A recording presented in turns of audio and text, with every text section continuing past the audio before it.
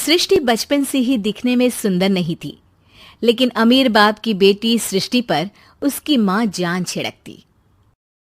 मेरी बेटी कितनी प्यारी है, भगवान सबको सृष्टि जैसी बेटी दे। सृष्टि धीरे धीरे बड़ी होती है। एक दिन सृष्टि की सहेली कहती है, तू दिखने में कितनी अजीब सी है, लेकिन मैं जानती हूँ हम सब में सबसे अच्छी शादी तो तेरी ही होगी। तेरे पापा अमीर जो हैं।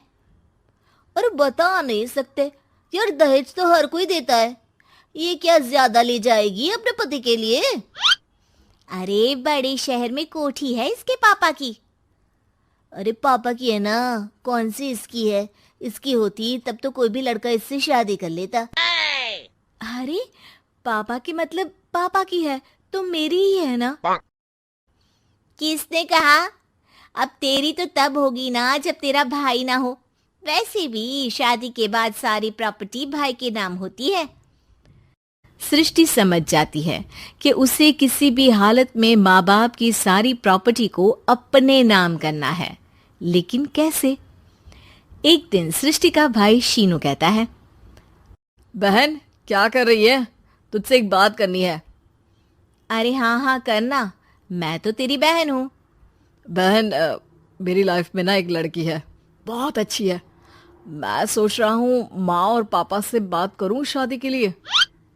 सृष्टि को समझ में आ जाता है कि भाई की शादी होते ही भाभी उसे एक दिन भी घर में बर्दाश्त नहीं करेगी। क्या बात है भाई, बताना कौन है वो? यार वो बहुत अच्छी लड़की है, पढ़ी लिखी है, मेरे साथ जॉब भी करती है। बस एक प्रॉब्लम है। प्रॉब्लम? क्या प्रॉब्लम है भाई? यार वो शादीशुदा है, लेकिन उसके पति ने उसे सिर्फ इसलिए छोड़ दिया क्योंकि उसके माँ बाप दहेज नहीं दे पाए। सृष्टि ये सुनकर न जाने क्यों खुश हो जाती है। अरे भाई तो क्या हुआ, लड़की तुझे तो पसंद है ना? शीनू को लगता है कि बहन उसे समझ रही है। वो इस बात से अनजान होता है कि उसकी बहन की मंशा पूरा घर हड़पने की है। सृष्टि अपनी माँ से कहती है, मम्मी मुझे तो बहुत चिंता है। पता है शीनू क्या कर रहा है? अरे क्या कर रहा है? वो तो काम पर जाता है और वापस घर आता है। नहीं ना माँ, वो यही तो नहीं कर रहा, बाकी सब कर रहा है। आपको पता है उससे प्यार है, और वो भी एक शादीशुदा लड़की से। ये क्या हो गया? मैं सोसाइटी में क्या मुंह दिखाऊंगी? अरे तेरे पापा तो यही कहेंगे कि मैंने ही उसे बिगाड़ दिया है। माँ देखो, मेरी बात मानो, पापा पर भी विश्वास करने की जरूरत नहीं है। अब आप ही बताओ, पापा इतनी देर घर के बाहर रहते हैं क्यों? बोलो। अरे बेटा वो तो नौकरी करते हैं ना। तू बहुत भोली है माँ। पापा का ऑफिस तो 7 बजे खत्म हो जाता है, लेकिन देखो कितनी देर से आते हैं।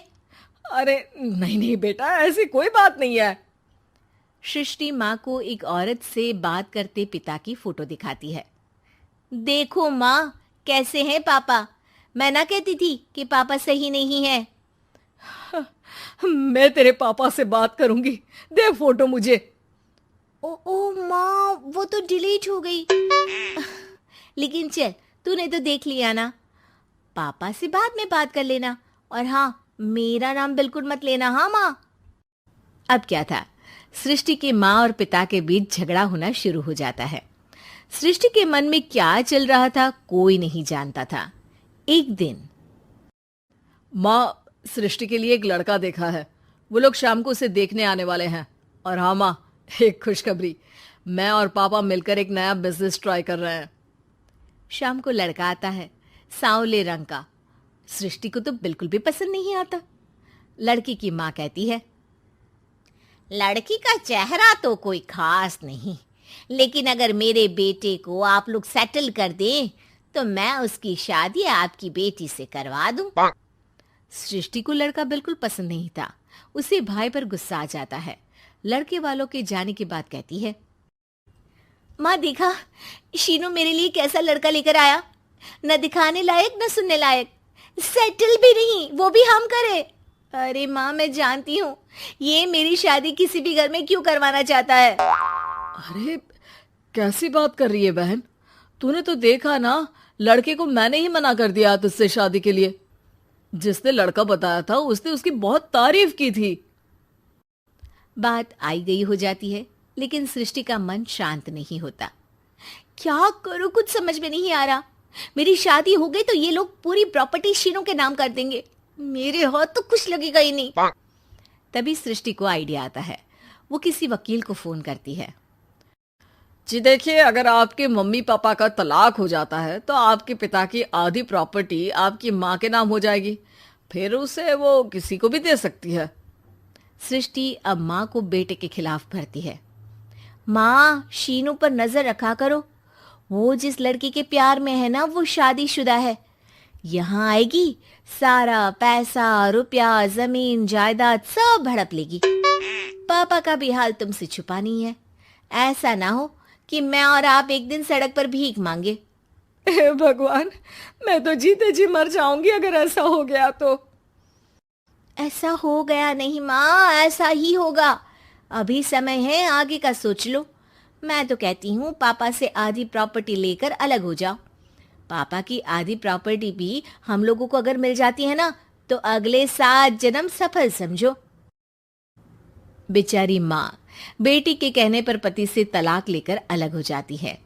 सृष्टि अब पैसों से गाड़ी और अपने दूसरे महंगे शौक पूरे करने लगी। उसके दोस्त भी उसके पैसे इस्तेमाल करते। सृष्टि, कल तुम कहाँ थी? मैं सारा दिन घर पर अकेली थी। तो मैं क्या करूं? मैंने ठेका तो नहीं लिया है ना तुम्हें संभालने का। माँ को सृष्टि से ये उम्मीद नहीं थी। वो बैठकर रोने लगती है। वहीं उसका पति यानी कि सृष्टि के पिता आ जाते हैं। मैं जानता था कि तुम्हारा यही हाल होगा, तो आपने मुझे रोका क्यों नहीं? मैं रोकता तो तुम रुकती क्या? सृष्टि के कहने पर तुमने मुझ पर अपने बेटे पर शक किया, लेकिन तुम ये भूल गई कि कैसे हम दोनों ने मिलकर जीवन में इतना सब खड़ा किया। माँ पति के गले लग जाती है। मुझे माफ कर दीजिए, मैंने आपकी कमाई का एक बड़ा हिस्सा गवा दिया। कोई बात नहीं, तुम साथ हो तो मैं ऐसी 7 प्रॉपर्टी खड़ी कर दूंगा। तभी वहां सृष्टि आ जाती है रोते हुए। माँ, मयंक ने मुझे छोड़ दिया। वो बोल रहा था जब तक मेरे पास पैसे थे तब तक ही वो मेरे साथ था। पापा, माँ, मुझे माफ कर दीजिए।